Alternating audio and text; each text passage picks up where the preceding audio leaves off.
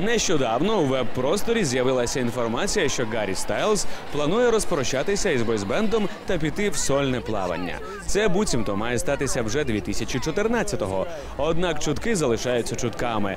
Прес-секретар британського артиста спростував такі повідомлення ЗМІ, ба навіть назвав їх цілковитою маячнею. Ресурс, який першим посіяв паніку в серцях шанувальників One Direction – HollywoodLife.com. Видання опублікувало недостовірний матеріал.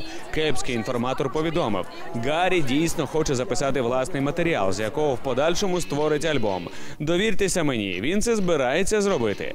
Учасників One Direction розлучають уже не вперше. Цього року вже лунали заяви, що колишній хлопець Тейлор Свіфт нібито воліє видати сольну платівку.